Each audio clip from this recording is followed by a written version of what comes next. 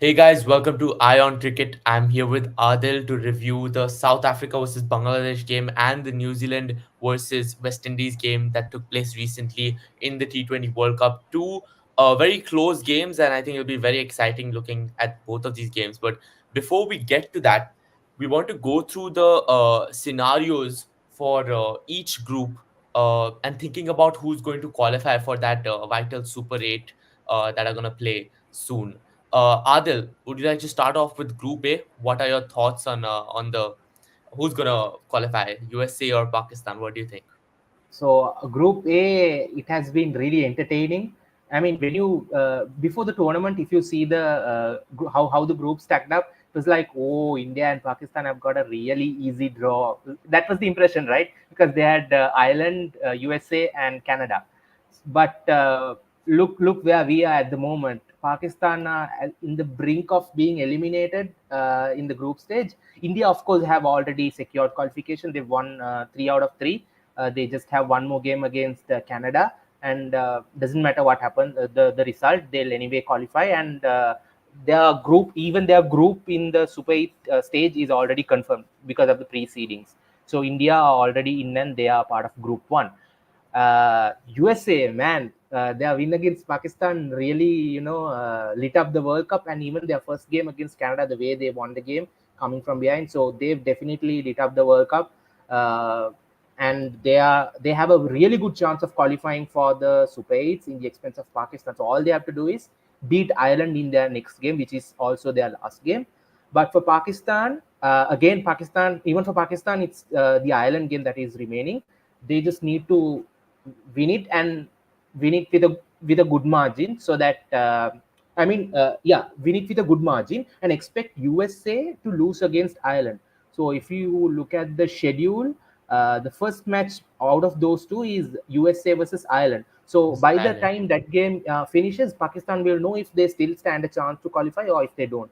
If USA wins that game, that's curtains for Pakistan. USA will qualify. But if Ireland do beat USA, then Canada will know the exact margins of victory they need to record against Ireland for them to qualify. So it's very interesting in Group A. One spot is confirmed. India are in second spot. For the second spot, USA have the upper hand, but Pakistan still are still in the race. I mean, remember how last time how they qualified, right? They even they got a favor by Netherlands, where they beat South Africa. So yeah, you never know. But I root for USA because USA have already beaten Ireland in the past, and Ireland are not looking in the greatest shape. USA are definitely the informed side at the moment. They even gave a good fight against a strong Indian lineup. So at the moment, it looks like USA, but we never know. Yeah, absolutely. And I think there are various scenarios that can take place here. First of all, a lot of people are expecting US to win against Ireland, and then Pakistan to go again and win against Ireland, but not really making a difference. Hence, Yeah, US qualifying. But then the other qualify. chance is obviously US losing to Ireland and Pakistan winning. Pakistan.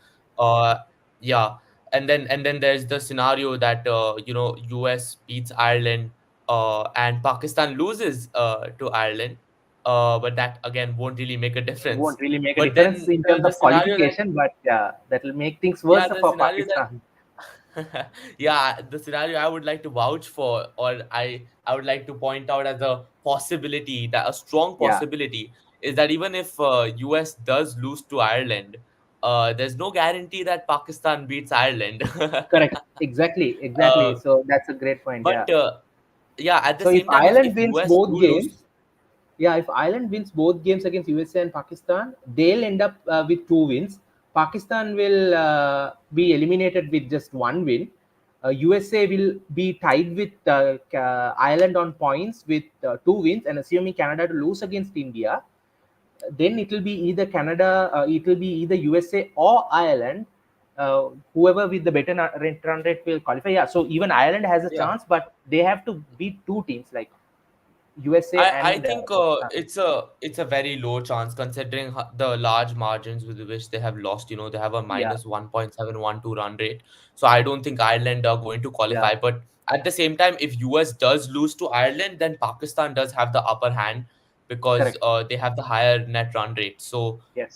they need to make sure that they maintain that run rate going into the game with Ireland. But I think we can only properly converse this once that US versus Ireland game takes place. Until then, it's all the Pakistani fans praying to God. And And moving on to there group, there yeah, is one more just interesting thing. There's a twist in the tail here, Junior. So both these games will be played in Florida, and the weather report at the moment in Florida is not really good. It's flooded, and the Sri Lankan team have been stranded without being able to take their flight to St. Lucia, where they'll play their last game against Netherlands. So the weather in Florida is absolutely not good.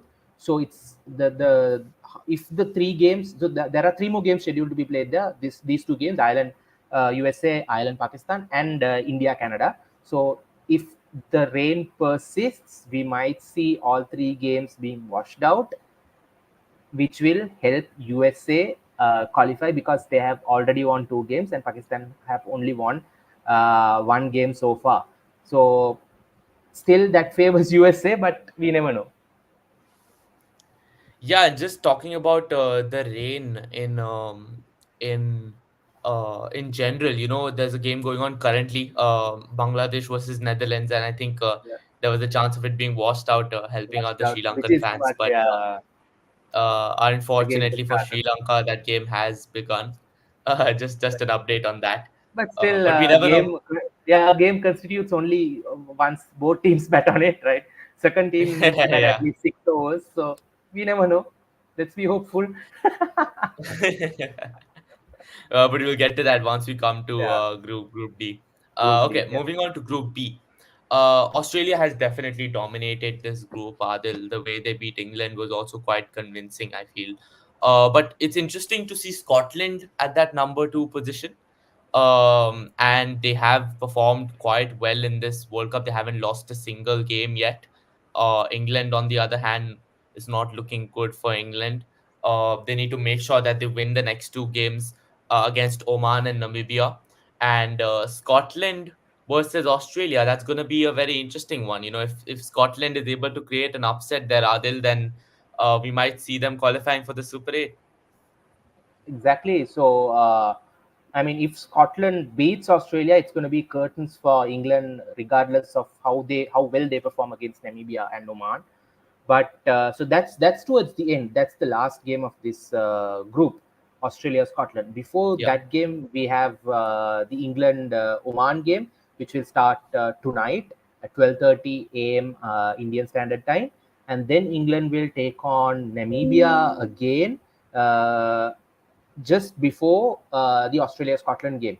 So for England, it's just a blind go at these two games.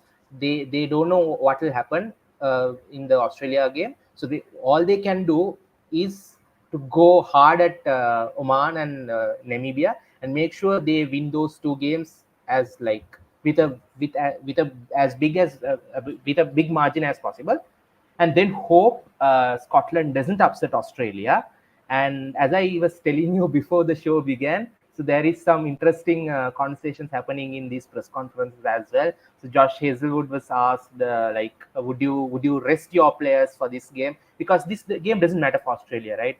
Regardless of the result, they know the group that they're going to end up. They are already seeded in Group One alongside India, so they know their group, and it's a done deal. So for them, this game is just a dead rubber as far as Australia are concerned. But for Scotland, it's a high stake game, and even for England, it's a high stake game. So Australia and Josh Hazelwood just I hope he was just joking.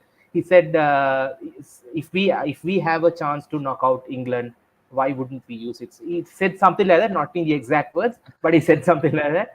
So I mean, I hope he's joking, but I assume Australia will play that game. I mean, whatever the 11 they play, of course they might rest a few players because for them it's just a dead rubber. They might rest maybe David Warner, they might rest maybe some of their fast bowlers. I don't know, but whatever 11 they play, I hope the 11 on that day will give their best and play the game fairly with proper spirits. without any other intentions or agendas, which is, I think, is the correct way to go. Playing 11 is, of course, they have the freedom to rest the players they want, because this game doesn't matter much for them. But for Scotland, they'll definitely come with the A game, and they'll be eyeing upset against the strong Australian side.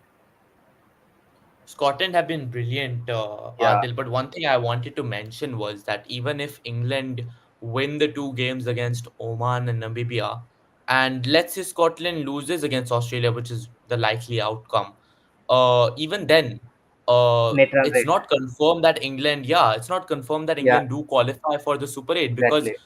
England has a net run rate of minus 1.8 and Scotland has a run rate of 2.16, so it 2 points. almost differs by four Yeah, there. So it's a very big jump that England correct, requires.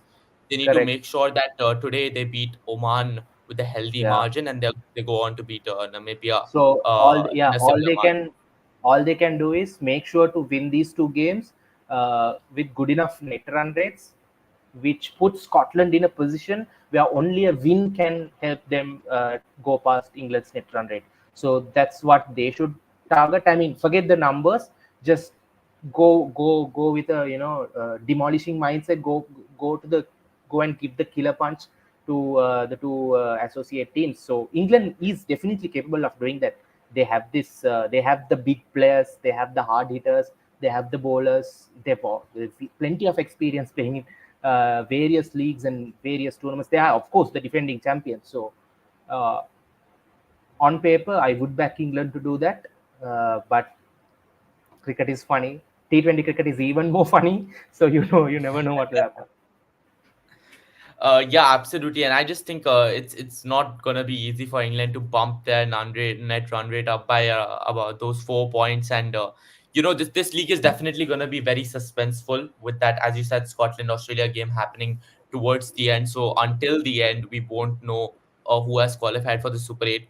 Moving on to Group C, it's not looking good for New Zealand. Adil, would you have imagined in the beginning of this tournament that Pakistan, England, and New Zealand might not qualify for the Super 8? This is a very big deal, and I think it's going to be very, very interesting. Group C, what are your thoughts on what's going on? Afghanistan was absolutely dominating, and then West Indies comes up and just beats New Zealand in a close matchup. Very interesting revelation in this group. Yeah, I mean, to be honest, given New Zealand's track record in ICC events in the recent past, like they've almost qualified for the semifinals in every ICC event. If you take ICC events from probably 2015 or maybe even before that, 2015 they made the finals. 2000 then what was the next ICC event? 19. 2019 World Cup they made the finals. 2021 T20 World Cup they made the finals. 23 they made the semifinals. 22 T20 World Cup they made the semifinals. So they've been a very consistent country when it comes to ICC events. Yes, they've not dominated rankings and all. They've always been somewhere around fourth, fifth, and all. But they've always managed to do well and finish World Cups really well. Unfortunate they didn't go on to win titles, but they've been one of the most successful teams. Even if you take India, they've missed out on knockout qualifications in certain World Cups. 2021, they couldn't go beyond the Super 12 stage. Yeah, so that's one instance where India failed. So, but New Zealand have been consistent since, I don't know, 2011 or something. So this this side is a very experienced side. I think there is only two changes from their 2022 squad. So it's pretty much the same squad. They've got all the experience. There is no question about their talent. So as I said in the previous show, so their first game against Afghanistan, I think that's a game where most of their key players got together to play as a team after some time. If you take the recent series against Pakistan, that was not there. That was a completely different squad. So yes, they looked a bit rusty against Afghanistan, But okay, forget it. But they still had a chance to beat West Indies yesterday. I mean, they started so well. They had a great power play. They picked 2 or 3 wickets, and West Indies were 6 or 7 down before. I mean, by the 15th or something over. So they were leading the game, New Zealand, and some strange captaincy moves by Kane Williamson. They didn't have sufficient, they didn't preserve enough overs of their main bowlers. Yes, they only played 4 main bowlers.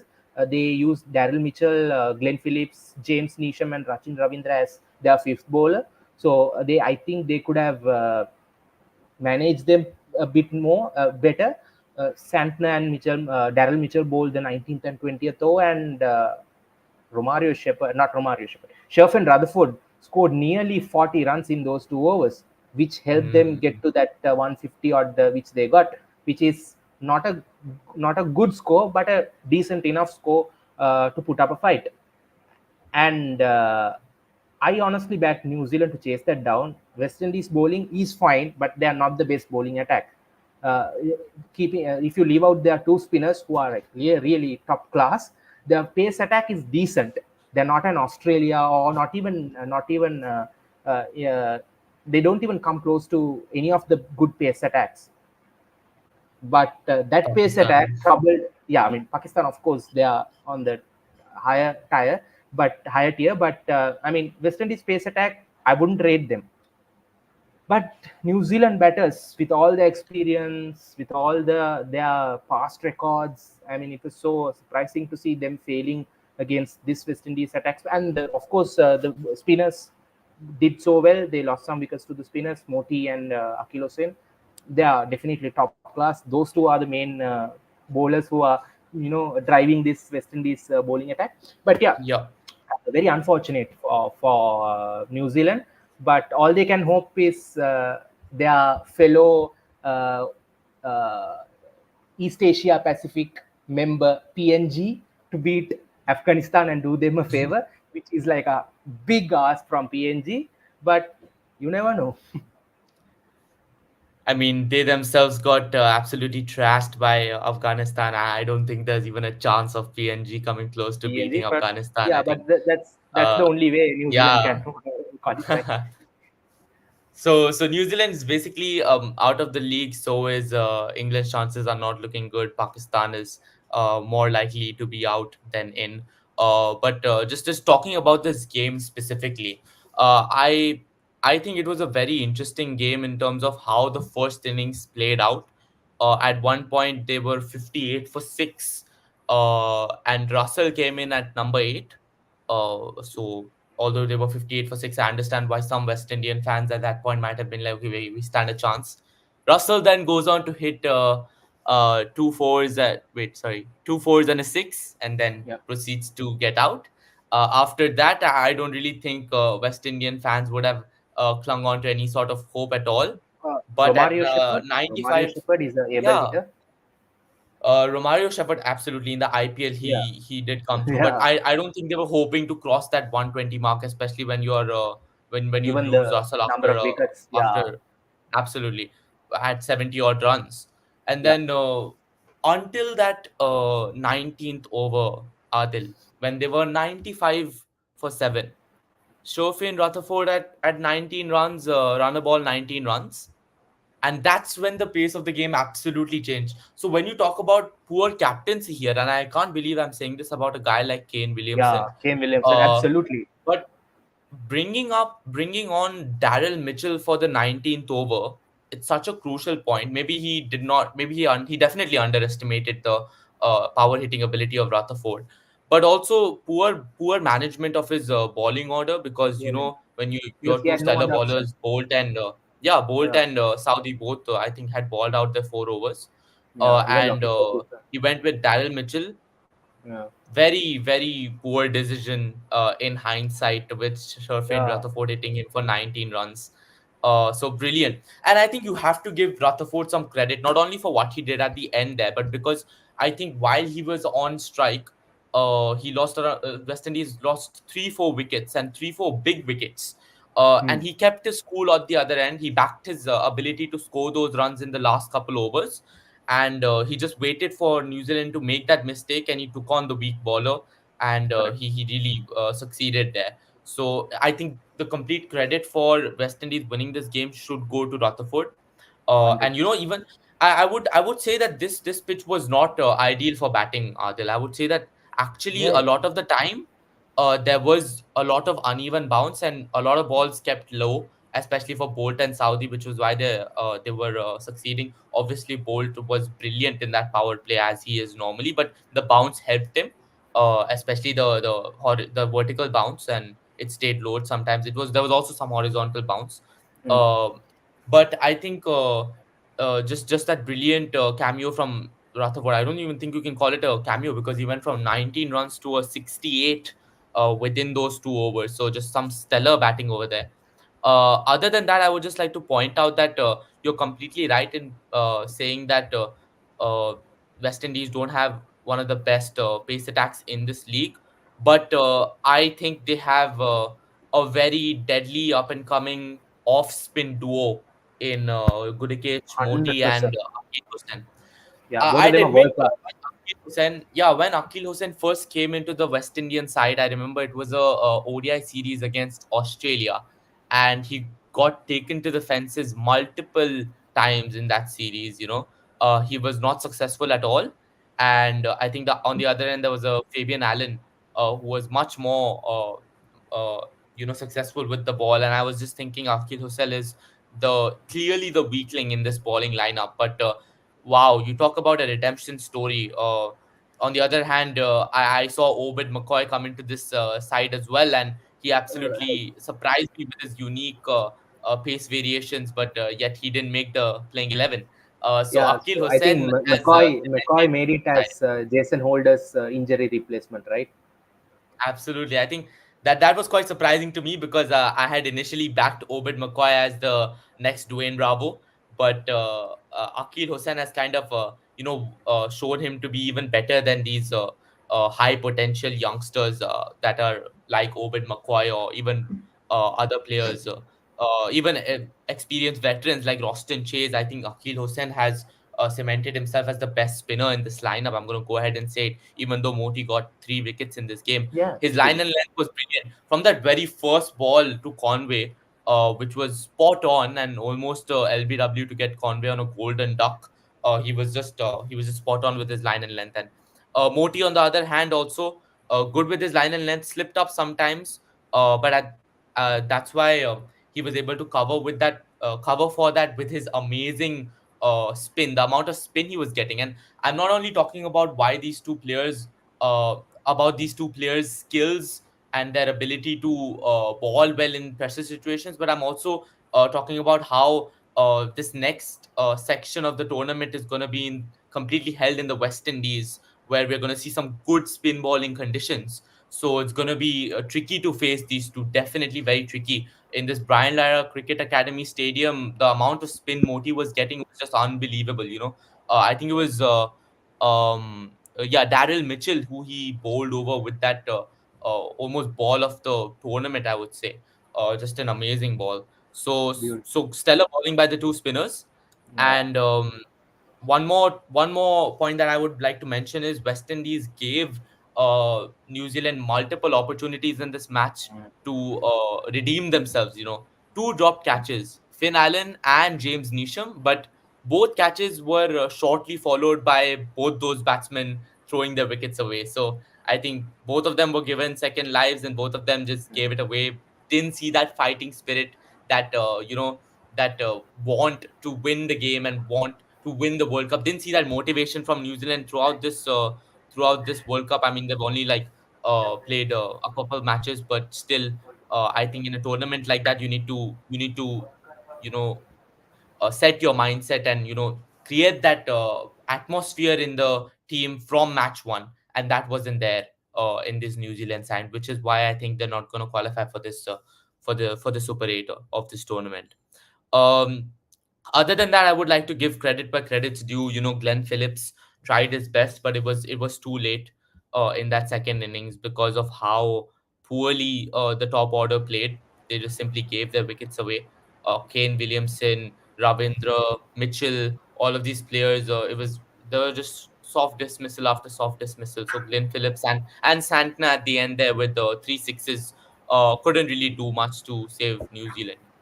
I, Moving on, I think Adil. it's yeah, it's just a forgetful tournament for New Zealand, Gemini. I mean, like I said, Yeah, they've had success. They've had like successful campaigns for a long time now in ICC events, and this is just probably that one bad tournament, maybe that they wanted before, maybe probably going on to win a tournament in the future, which they have failed multiple times coming into finals. But yeah, I mean, just a forgetful tournament.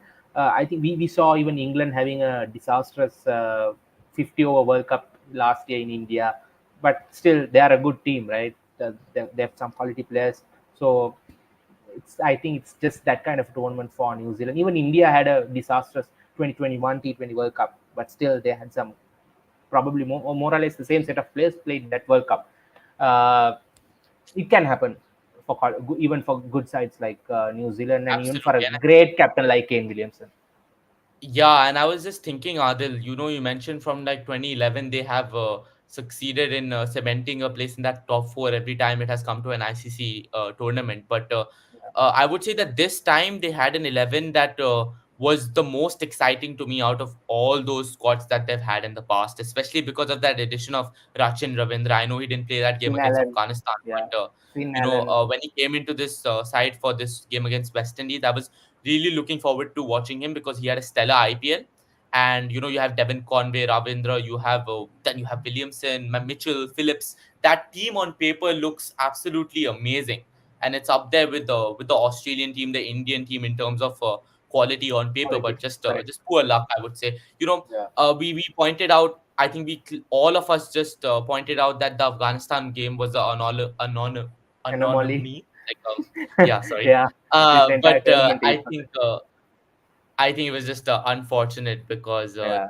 West Indies kind of did a miracle with that Sherfane Rutherford performance. Almost And reminded me of that yeah, breathweight before uh, before we just miracle. wind up this talking about this match, Junior, just want to highlight. So yes, we spoke about West Indies pace attack. They are not the best attack out there in this tournament. Spinners, of course, they are a different story, top class, but they've managed to win all three games so far, and their bowling performances in all three games have been really clinical, like not much flaws, like more or less flawless performances. So Hmm. that comes down to proper planning and strategizing, and I mean, planning, strategizing, of course execution is part of the players, which they've done so well. So for this planning strategizing part, I mean, we have to credit the captain and Darren Sammy. That man, he has won two T20 World Cups. So winning two T20 World Cups in the span of 6 years is no joke. So he knows how to win tournaments. So of course, I'm pretty sure his inputs from the dressing room and whatever, I mean, strategies that they are coming up with Darren Sammy in the helm is definitely helping them, and they are just doing the job. They're just doing a decent job to win them games with the limited resources, or the resources that we have, that they have. Absolutely, So yeah. absolutely. I think if it's not his strategies, then he might just be the lucky charm that wins West Indies this World Cup. Yeah, But because one thing that really we see some interesting calls, right? Andrew Russell comes up. I mean, he takes the new ball, like he bowls up front. But if you see in the IPL, he didn't take the. I mean, he didn't bowl up front. He was used more yeah, towards the death. But here you see Andrew Russell, like he bowls up front, and Akil Hussain with the new ball, man. He has just been top class with the new ball. And the times they introduced Gudakesh Moti and Alzari Joseph, in the IPL, he didn't do well for RCB. He was given mm, the ball at the death, but he went for runs. But now look at him, like just slight mindset variations, maybe different plans, sticking to the strengths. So yeah, you have to credit I West think Indies, and they're looking serious. They're looking serious contenders at the moment. Yeah, absolutely. I think though we can only answer this question properly when it comes to that West Indies versus Afghanistan game because Mm. I feel like both those teams haven't really been tested yet. New Zealand haven't Correct, put up their best performance, so the West correct. Indies bowling lineup will really be tested against Afghanistan, who have really Gurbaz, yeah, shown their batting lineup to be. Normally when you look at Afghanistan, you think that the batting is the weakling when you compare yeah. it to their bowling, but Afghanistan's batting has really shown some Stood potential. So up. it'll be interesting to see how West Indies, plays against that batting lineup. Moving Correct. on to Group D, a lot of interesting things to say here as a Sri Lanka-based channel. But South Africa has won all three of their games. Bangladesh has won just one. So have Netherlands, and that's the game that's going on right now. So it'll be interesting to see who wins, Adil. But again, just going back to the odds of Sri Lanka qualifying for the Super 8, Nepal has to beat Bangladesh. But I don't think that But before that's that, this game, the yeah. ongoing game has to be washed out, which I don't think will happen looking at how the game is going. So, if this game produces a result, that will be curtains for Sri Lanka because either whoever wins today's game, either Bangladesh or Netherlands, they'll get to a point where Sri Lanka cannot go beyond them. So whoever wins today, Bangladesh or Netherlands, they'll end up with 4 points in 3 games, and they have their game. They so Netherlands have a game against Sri Lanka, Bangladesh have a game against Nepal, and despite the result of that game, let's assume Bangladesh wins today and Bangladesh lose against Nepal, and Sri Lanka beats Netherlands. So that will still leave Sri Lanka behind Bangladesh, who will be with 4 points. So that is assuming they win today and lose against Nepal, and Sri Lanka beating Netherlands. So that will put Sri Lanka with 3 points, and Bangladesh will remain at 4 points, which means Bangladesh will, whoever wins today, be it Bangladesh or Netherlands, will get a like a clear lead ahead of Sri Lanka. Maybe I think today's winner will seal the spot as well. But yeah, if Bangladesh wins today, they'll become 4 points. Yeah, and yes, it still won't seal the spot, but it will definitely It won't. eliminate Sri Lanka. It won't seal the spot, but Yeah. it will eliminate Sri Lanka. But an interesting observation here, Adil. I think both New Zealand and Sri Lanka, both their first two games have been against the two best oppositions in their groups. And I think this is the interesting thing to point out Yeah, because there are a lot of, it's very common for good teams to lose the first couple of matches in any tournament, whether it is Mumbai Indians in the IPL or Sri Lanka in ICC tournaments. But I think it's slightly unfair and slight bad luck for both teams that they had to mm. go against the two best oppositions at their initial games when they, I think especially for Sri Lanka, because even for England, yeah, their first game was against Scotland, who are the third best team in that group, and then they faced Australia, who are the like one of yeah. the two I best mean, teams in the group. I mean, Scotland. I don't think that qualifies because Scotland was a Yeah, still, cancelled game. But yeah, we never know. They might have still lost to Scotland if that game had you continued never know. because the Yeah, start that Scotland got was yeah, very good. I think 90 of 10 overs. So, yeah, Scotland. Just coming back to that, Scotland has a really good chance of qualifying for the Super 8, which would be amazing, yeah, amazing. But yeah, I think it's also about bad luck for Sri Lanka and New Zealand. Obviously, I'm not making excuses for Sri Lanka. We yeah, had a very extensive episode on this criticizing Sri Lanka cricket, so be sure to watch that, guys. But that could be a factor to why they won't be qualifying. Just unfortunate.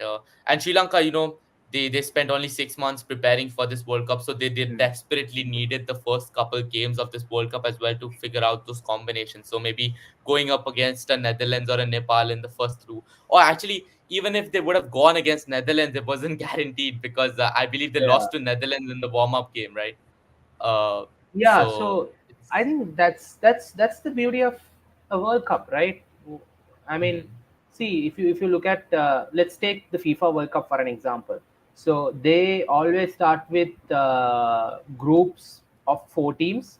So every team only gets 3 games in their group. So you can be like a 5-time world champion Brazil, or even a World Cup debutant like Honduras or Iceland. You only get 3 games. You just have to perform well in those 3 games and make sure you end up in the top 2 of the group, so that you qualify for the knockouts. So we've seen like big names getting knocked out in FIFA World Cups, because they had 1 or 2 bad games against the wrong opposition. So that's exactly what's happening, and this is we are seeing such a scenario in a cricket world event after 2007, because this is Hmm. not a common thing for cricket world cups. So if you take the 2007 ODI World Cup, 16 teams took part, and they played in 4 groups of 4 teams. If you remember what happened to India in that World Cup, so India, Bangladesh, Sri Lanka, and Bermuda were in the same group. The first game for India was against Bangladesh, and for the first game for Sri Lanka was against Bermuda, which they won easily. India's fixture, if you look at India's fixtures, first game was against Bangladesh, second game was against Sri Lanka, and the third game was against Bermuda. So they lost the first game against Bangladesh on the same day where Pakistan lost to Ireland, right?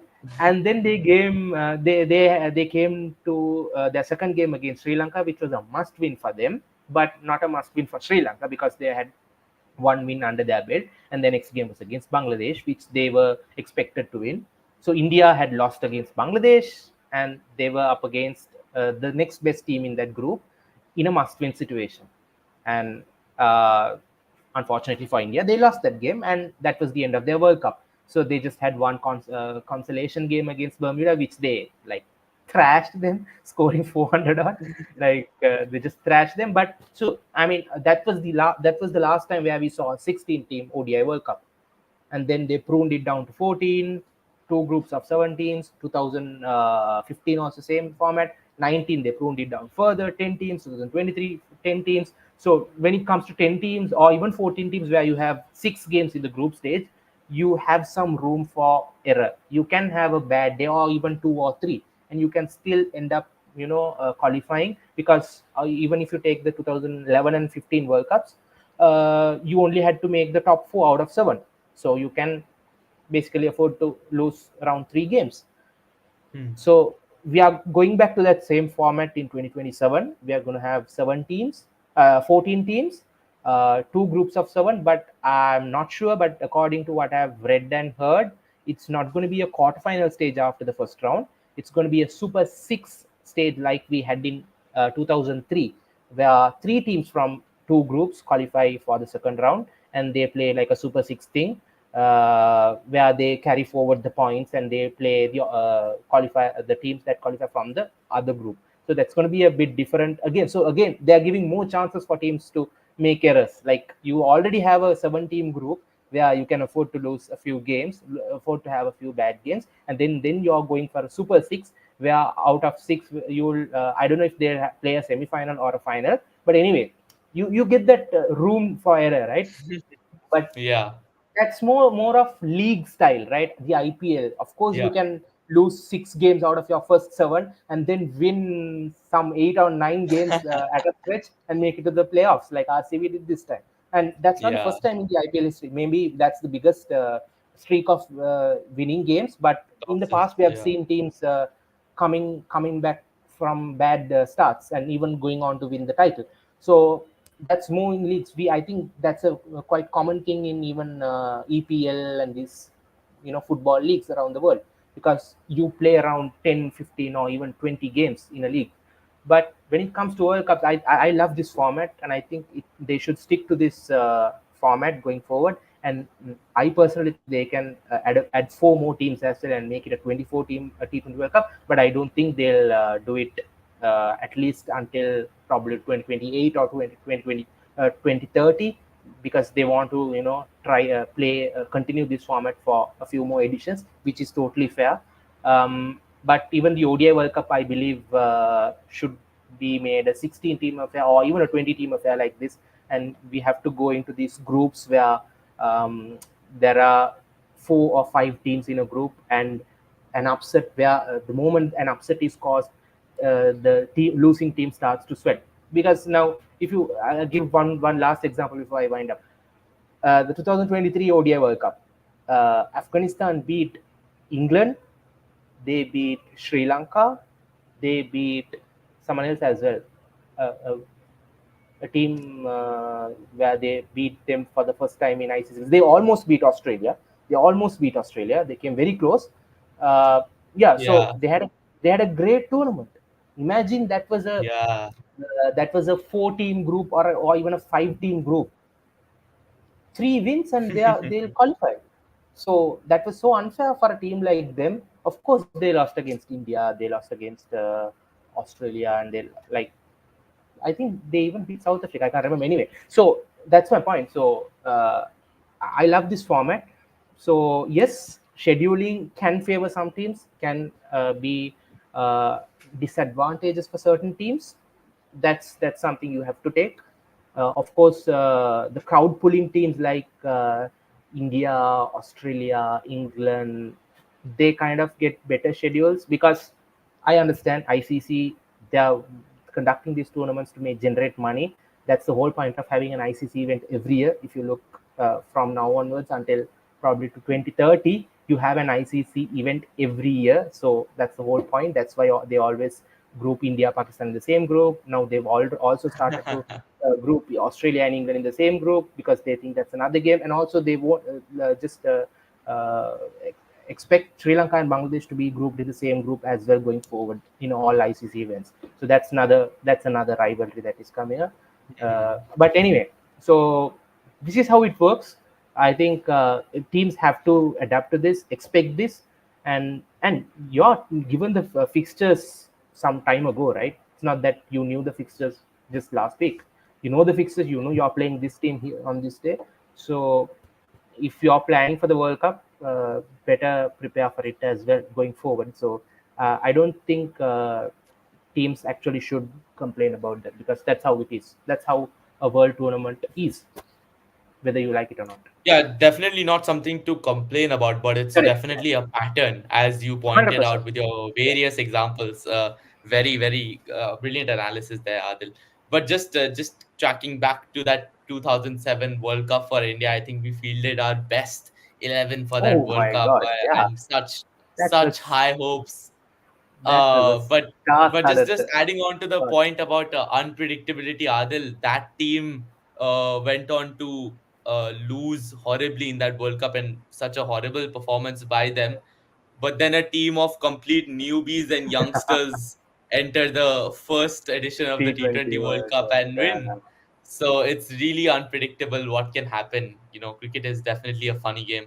But Wow, you're very funny. completely right that there is potential for more teams to be added. I was surprised not to see some proper teams like UAE or Hong Kong, or Zimbabwe. as a Zimbabwe. Yeah, as a person who lived in Malaysia previously for around 5 years, I've seen the growth of Malaysian cricket. So Yeah. Malaysia is a They possible came close. contender, They came and close a this lot year. of They up and played the coming. Asia Cup.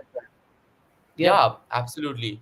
So it's a lot of up and coming contenders for a spot in these ICC tournaments, and they can create upsets just like many teams have done so in this World Cup. Yeah, And I think exactly. a lot of people, many of the predictions for the Super Eight that I've talked to so many friends, and almost all of them had New Zealand, almost all of them had Of course. Pakistan.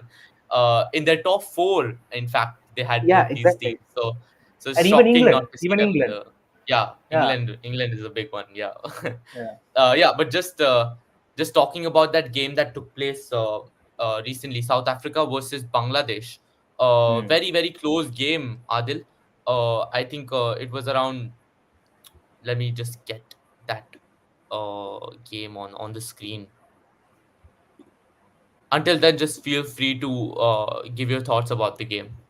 Yeah, so to start off, I think that was the first time, apart from Sri Lanka South Africa game, that was the first time the team winning the toss opted to bat first in New York. So that was the first like moment where I got surprised. And as a Sri Lankan fan, I wanted South Africa to win that game because that was the only way that was the only result that would help our qualification. So I was like, why South Africa? Why open bat first on that wicket? And they were four or something wickets down for a very less score. Uh, of course, the Bangladesh fast bowlers, they are good. They have a good pace attack, and Nivyoki is a track that helps, that assists fast bowlers. South Africa, and how their top order has fared in this tournament. They've not fired that much. If you look at the fall of wickets, they were 4 for 23 in the fifth over, and they had lost Quinton de Kock, Mm. Reza Hendricks, Captain Aiden Markram, and Tristan Stubbs. So Tristan Stubbs is someone who scored around 40 or something in the previous game against the Netherlands. So he was someone in form, and he was someone who knew how to bet on this track. Henrik Larsson had two failures before this, and he was definitely shaky. And of course, David Miller had scored a 50 in the previous game. So David Miller was the only hope, and Henrik Larsson was due. Like he was due of a good knock for a long time for South Africa, and even towards the end of the IPL, he didn't put up any noteworthy performances. And then happened that partnership of, I don't know how much, around 79 or something. I think that's probably the best partnership in this New York wicket. Tough conditions to bat on, good bowling attack. It spun for Rishad Hussain. He bowled really well, and of course, it definitely helps all the fast bowlers. Their fast bowlers did so well. So, I mean, that's probably one of the greatest partnerships in this tournament so far. On a tough condition, on a tough wicket, when your team is down by four wickets down for 23 runs, and that partnership really defined the game. And of course, towards the end, it's not easy to bang bowlers in the death like you do in other stadiums in New York, because the wicket is tough, the outfield is very slow. So they only ended up at 113, I guess, right? 13, which is not Uh, a bad total in that wicket, but a decent enough total to put up a fight. And and then talking about Bangladesh batting, I think they almost had the game within reach, and they even, I think, almost won the game. Some questionable umpiring decisions that just Yeah, yeah, before we go into that second innings, I had a couple things yeah, to say. I think very good point. I was also shocked by that decision to bat first. yeah, I remember, really infuriating about it because I wanted Sri Lanka to have stand a chance.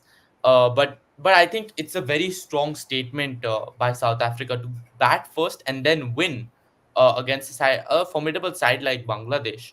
It's a very strong statement of confidence in their batting lineup. No one has chosen to bat first. It has been the obvious decision to ball first in a wicket like that, and yeah, it's a good sign for their confidence going into this World Cup. De Kock came in with a very very aggressive attitude. The way he picked up those balls on the leg side, but at the same time Sakib retaliated with an attitude that was unmatched.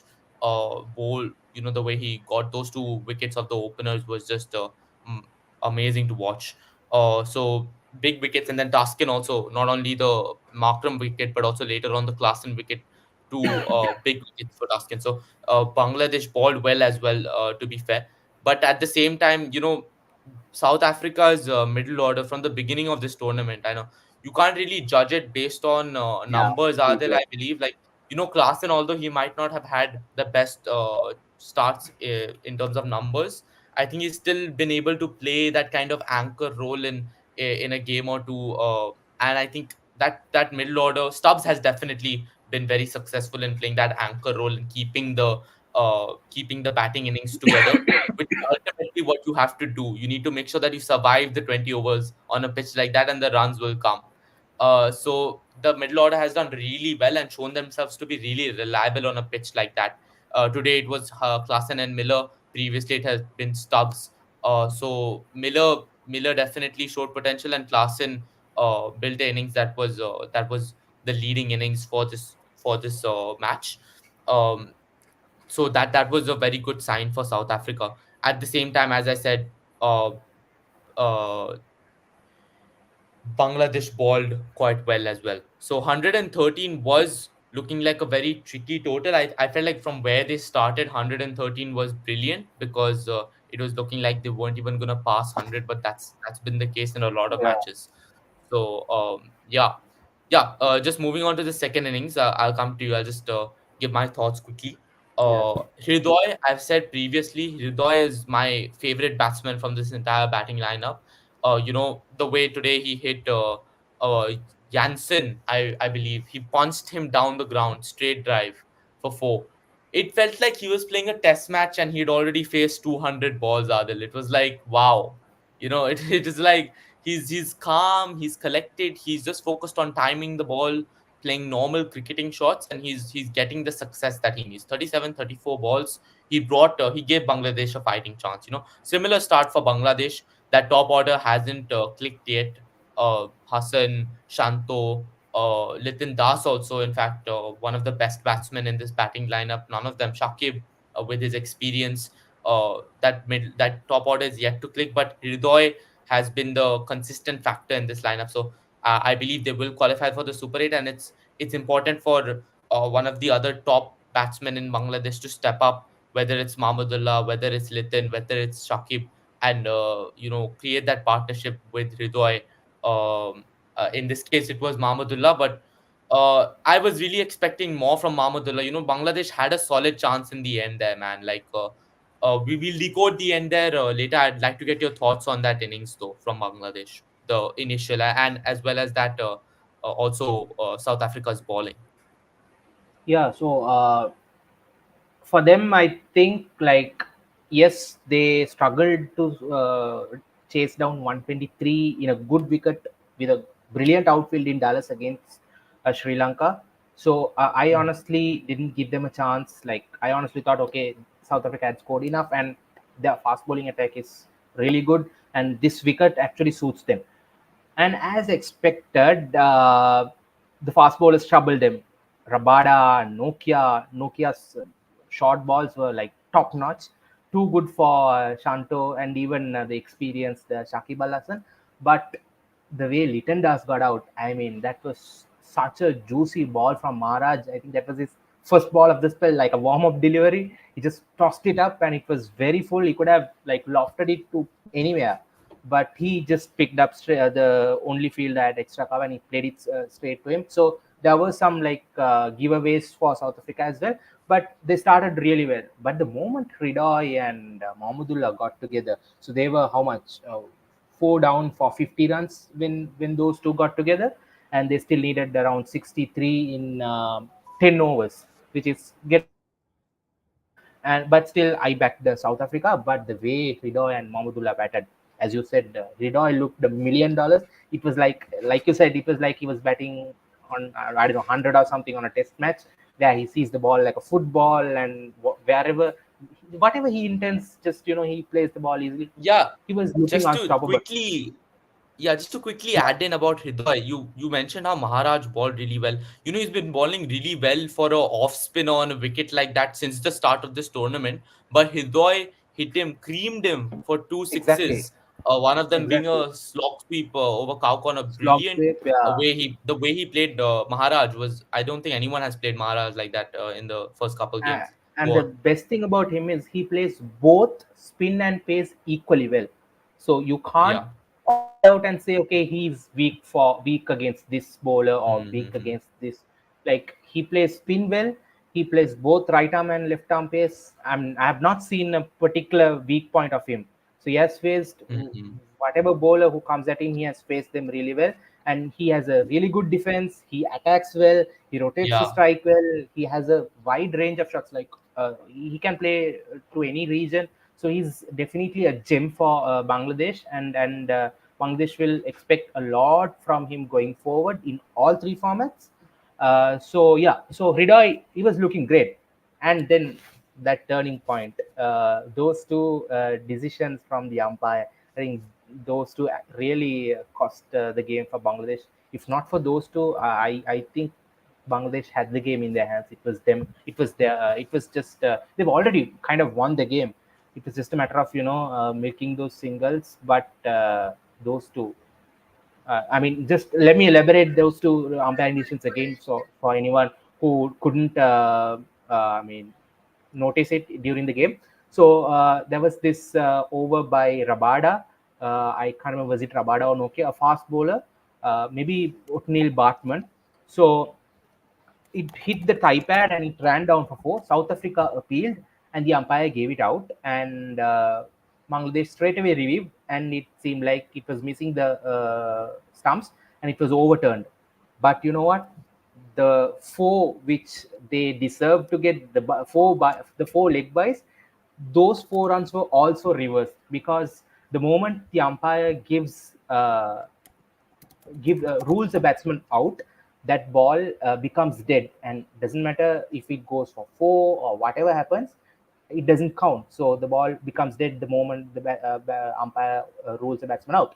So they lost that four, which they should have got, because that was not out. After the review, it got overturned, and that's 4 runs that they didn't get, which they should have got. Mm. And in the next over, I think it was Rabada, Ridoy was given out. For the naked eye, it looked missing leg stump. Ridoy reviewed it again. Reviewed.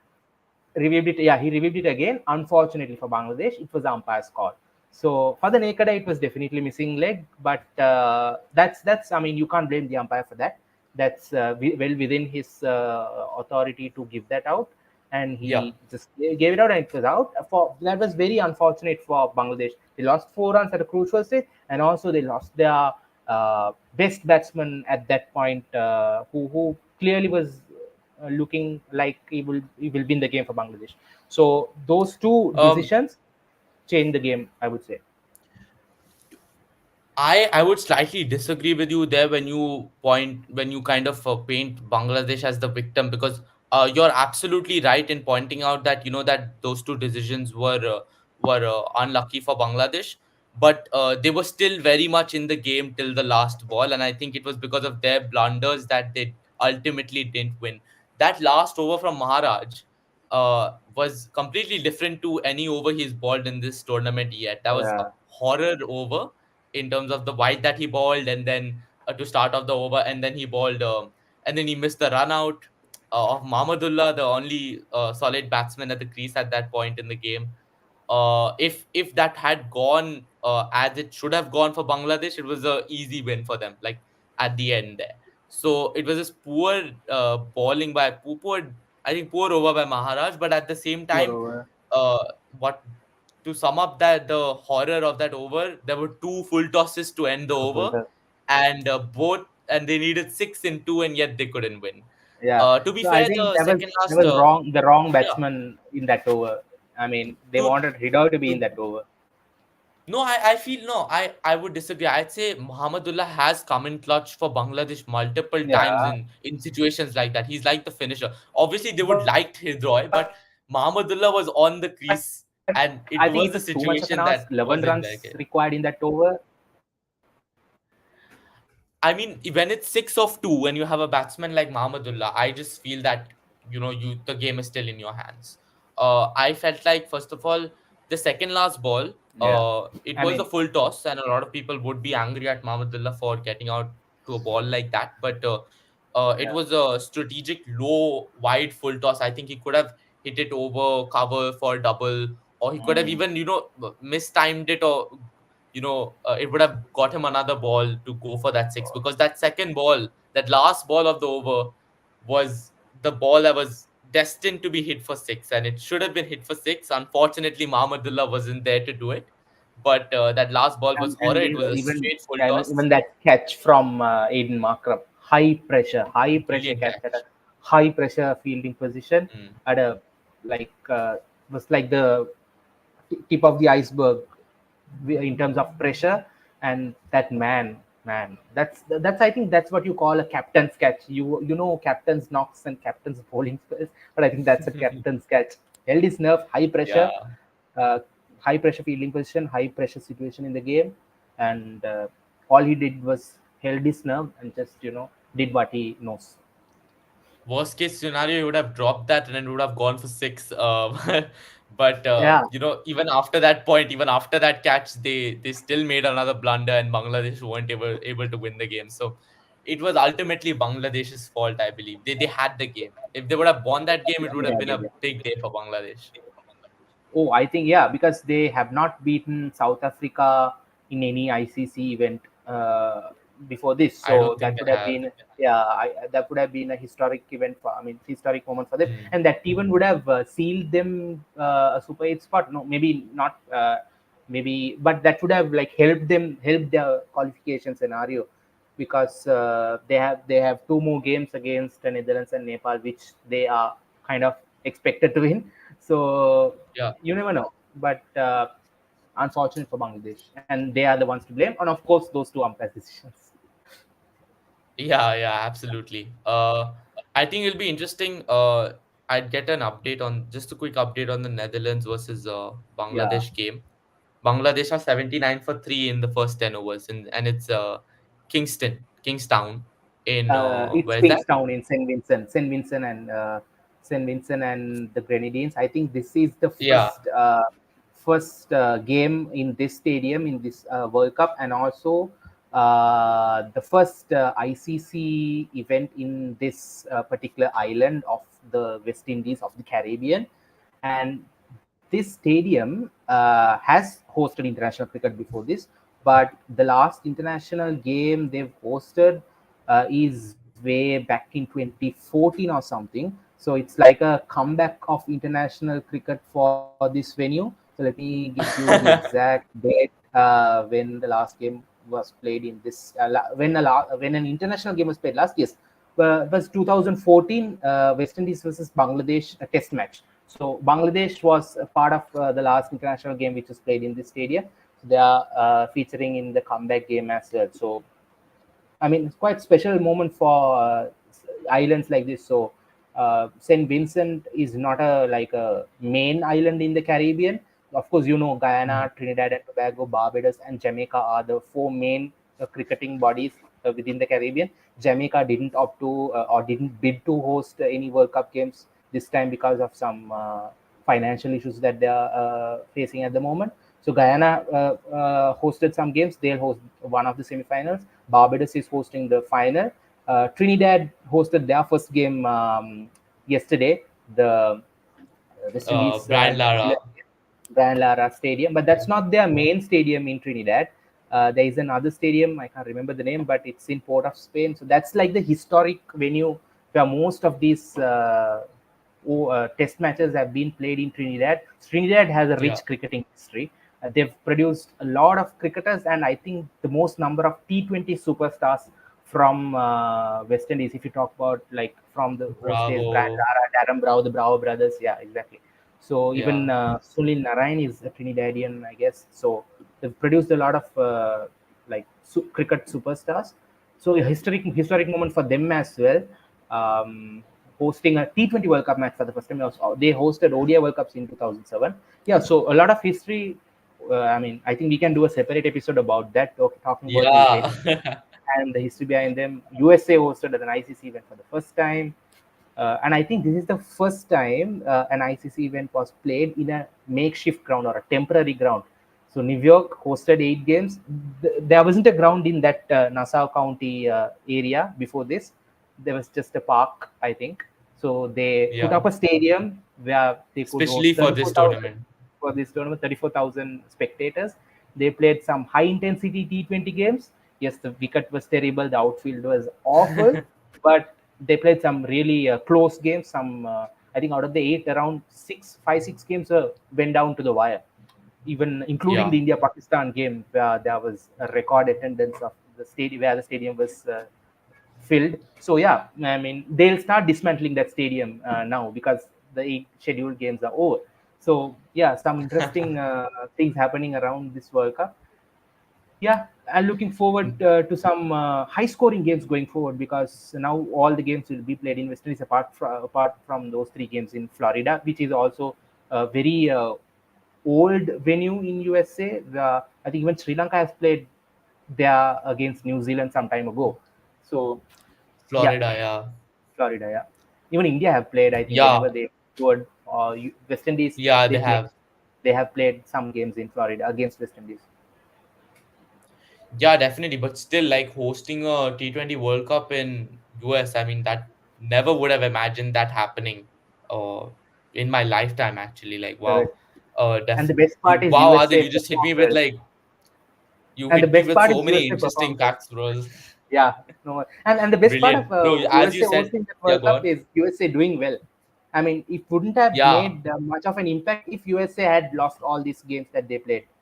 Uh, them beating Pakistan and putting up a good fight against India is, I can't just explain in words how big of an impact that makes in USA, irrespective of them hosting the World Cup.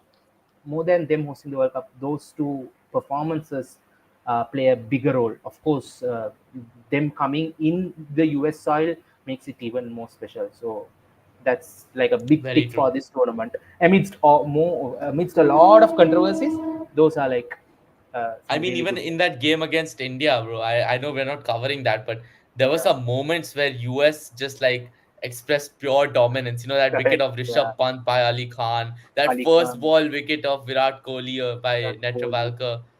You That know, guy is a some freak, right? pure, Like just living a yeah. dream life. He's living the American dream, the Indian dream. You know, defeating All the dreams. Pakistan while doing a job at Silicon Valley. Like wow. And But amazing performance by US cricket. I think I definitely want to see them in the Super 8.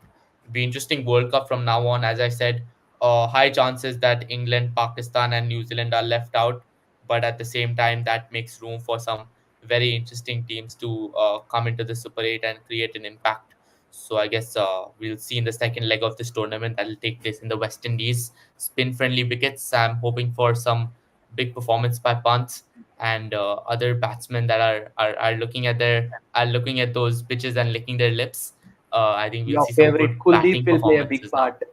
Your favorite Kuldeep will play a big Yes, part for India. He'll definitely absolutely. walk into the They're gonna 11. bring in the third spinner. Definitely, yeah, 100%. that'll be Either interesting. Kuldeep or Hmm. Chahal should come in and probably Siraj will sit out.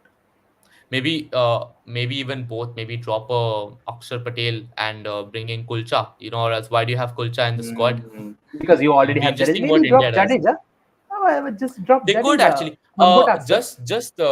Just Yeah. pointing out something I learned today. Jadeja in his entire T20 career has hit less boundaries and sixes than Rinku Singh in the 15 matches that he's played for India. Even I saw that stat. Yeah, That it's was a so very interesting surprised to see. stat. Yeah, very interesting. I mean, Jadeja. For how long has he been playing for India? I mean, even He's played 65 T20 internationals and yeah. Rinku Singh has played So 15.